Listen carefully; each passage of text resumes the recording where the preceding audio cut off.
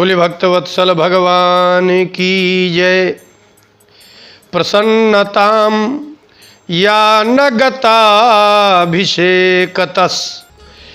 तथा न ममले वनवास दुःखतः मुखाम्बुजश्री रघुनंदनस्य मे सदास्तु सा मंजुल मंगल प्रदा।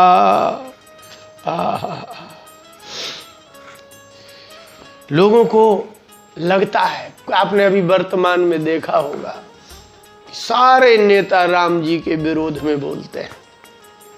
हमारे भारत की अधिकांश प्रजा भगवान की ही निंदा करती है, देवताओं की निंदा करती है, संसार की जितनी भी पूजा पद्धति है सबकी निंदा नहीं करती है।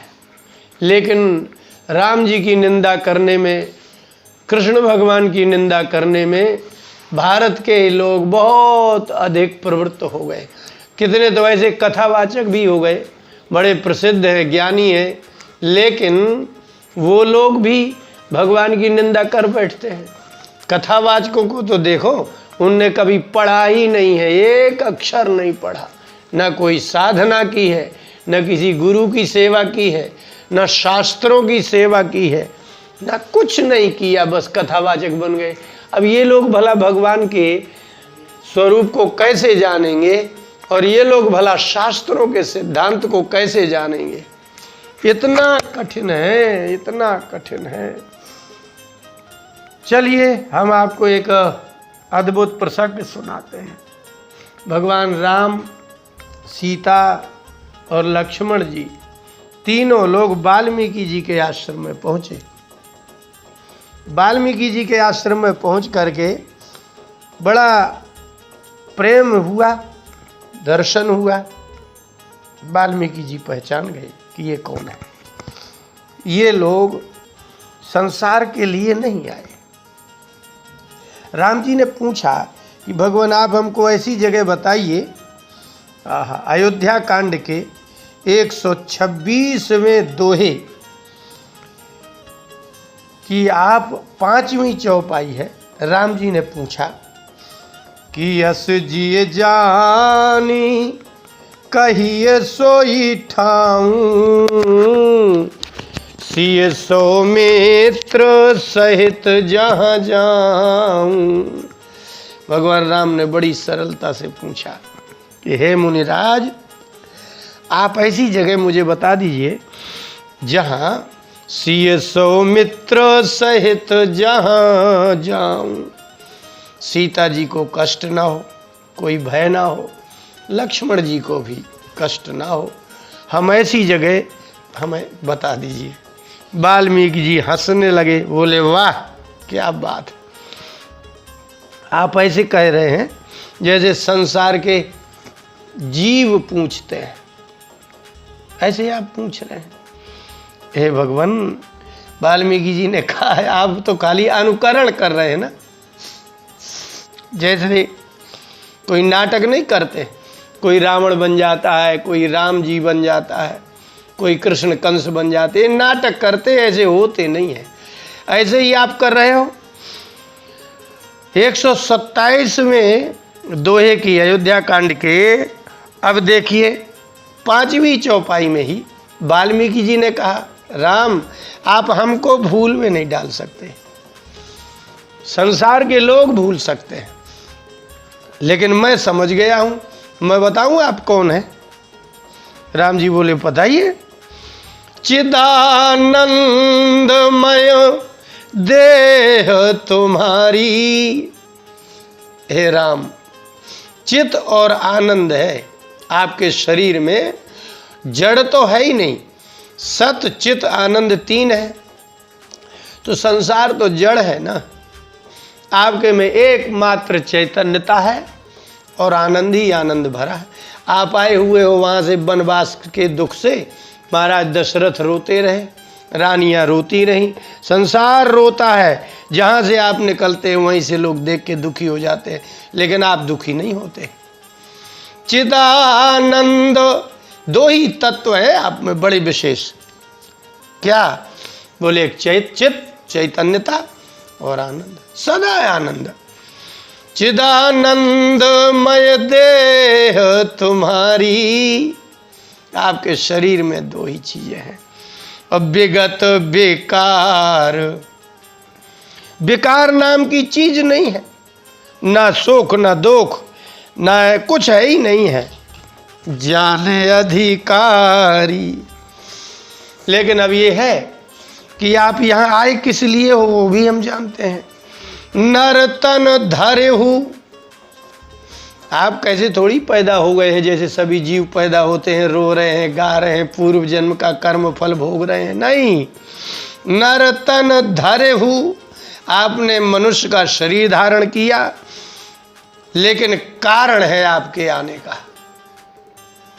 और जीव आता है किस लिए?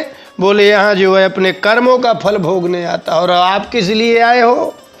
नरतन धरे हूँ संत सुर काजा, जो देवता पानी का वर्षा करके जीवों को सुख देते हैं, समय समय पर पृथ्वी में अन्न पैदा करते हैं, उन देवताओं को दैत्य परेशान करते हैं, बंद कर दे। अच्छी व्यवस्था का नाश हमेशा दैत्य करते हैं, ठीक है। और संत सुर काजा, दुष्ट जितने हैं उनके सताने के तीन लोग ही हैं टारगेट, एक महात्मा, एक ब्राह्मण और एक देवता। और महात्मा और ब्राह्मण और देवताओं से ही संसार चल रहा है। ब्राह्मण किसी को दुख नहीं देते, बल्कि यदि दुखी आदमी आ जाए तो उसको उपाय बता करके उसको दुख से दूर कर देते हैं। संत भी आशीर्वाद दे करके उनको सुखी कर देते हैं। देवता प्रसन्न होंगे तो समय समय पर वर्षा करेंगे, संसार चलेगा। दैत्यों और दुष्टों से कहीं संसार चलता है? चोरों से, दैत्यों से, डाकुओं से, लूटपाट के अलावा क्या होगा?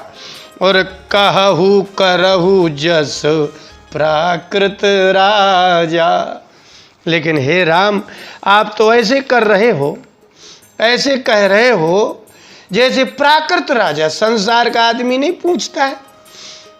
कैसा संसार का आदमी कैसा होता हो? जिसको कुछ पता नहीं होता वो पूछता है। आपको सब कुछ पता है फिर भी पूछ रहे हैं। वाल्मीकि जी ने कहा, राम आप ऐसा चरित्र कर रहे हैं, और इस चरित्र को दो प्रकार के लोग देखते हैं, क्योंकि संसार में दो ही लोग हैं, एक मूर्ख है और एक बुद्धिमान है। तीसरी प्रकार का आदमी कुछ होता ही नहीं है। आगे की चौपाई देखिए 127वें दोहे की। ये सब पढ़ने लायक है। अब देखिए 7वीं चौपाई देखिए। राम देख सुन चरित तुम्हारे, हे राम। कुछ लोग हैं जिनने आपको देखा है, कुछ लोग हैं जिनने आपको देखा नहीं है, लेकिन उन्होंने सुना है कि राम जी ऐसे थे, राम जी ऐसे थे, राजा दशरथ के यहाँ प्रकट हुए, फिर कैकेयी ने ये किया वो किया, ये सब सुनते भी हैं। लेकिन कुछ लोगों ने देखा ही है, आंखों से देखा है आपको। क्या होगा? आपके चरित्र को देख करके संसार के लोगों में क्या परिणाम होगा? तो बोले जड़ मोहि बुध होहि सुखारे। जो जड़ हैं, मूर्ख हैं, उन लोगों को मोह पैदा होगा, जबकि आपके चरित्र से मोह नष्ट होगा। तो उनको जब मोह होगा तो रामचरितमानस का रात दिन पाठ भी करेंगे, प्रवचन भी सुनेंगे, तब भी वो कहेंगे यार राम जी ने ऐसा क्यों किया, शूर्पणखा की नाक क्यों काट डाली, बाली को क्यों मार डाला, रावण को क्यों मारा, रावण तो बहुत अच्छा था, वो विद्वान था।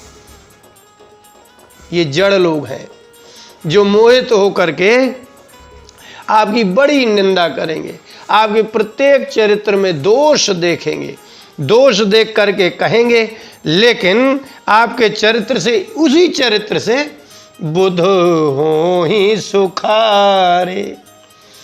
जिन लोगों ने गुरु परंपरा से, हृदय से, श्रद्धा से, भक्ति से, विश्वास से और आपकी भगवत्ता को जान करके जिन लोगों ने आपके चरित्र को देखा होगा, सुना होगा, उनके हृदय में प्रसन्नता होगी, भक्ति जागृत होगी, ज्ञान जागृत होगा, वैराग्य जागृत।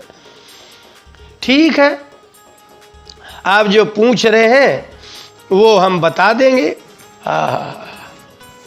वाल्मीकि जी का तात्पर्य ये है कि जो राम जी को नहीं जानते, वो लोग, मूर्ख लोग जो है निंदा करते हैं, उनके चरित्र को समझ ही नहीं पाते हैं।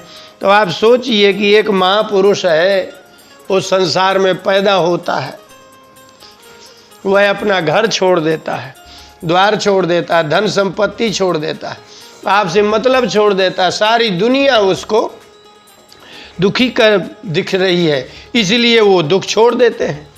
लेकिन बड़े मजे की बात तो ये है कि लोगों को भगवान तो छोड़ो, संसार ही समझ में नहीं आता।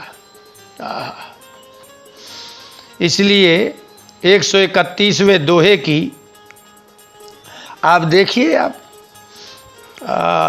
तीसरी चौपाई और चौथी चौपाई। गुण तुम्हार समुझे निज दोषा, जेहि सब भांति तुम्हार भरोसा। हे राम, वही आदमी आपके चरित्र को समझेगा जो अपने दुख प्राप्त होने पर गुण तुम्हार, आपकी कृपा समझे और समझे निज दोषा, अपना दोष देखे और आपका भरोसा करे। तो राम भगति प्रिय लागहि जेहि, तेहि और बसहु सहित बैदेहि। वाल्मीकि जी ने कहा, हे राम, जिसको आपके भक्त प्रिय लगते हों, उसी के हृदय में जा कर के लक्ष्मण और जानकी के सहित रह जाओ। अर्थात भगवान राम के चरित्र को मूर्ख नहीं समझते, इसलिए उनकी गालियों पर, उनकी निंदा पर और उनकी बातों पर बिल्कुल ध्यान न दे करके भगवान की भक्ति करते रहना चाहिए और अपने सद्गुरुओं से उसके तत्व को समझना चाहिए। इन रोटी कमाने वाले कोई कथावाचकों से अथवा कोई ऐसे वैसे व्यक्ति से भगवान की कथा सुनना ही नहीं चाहिए। बोलिए भक्तवत्सल भगवान की जय।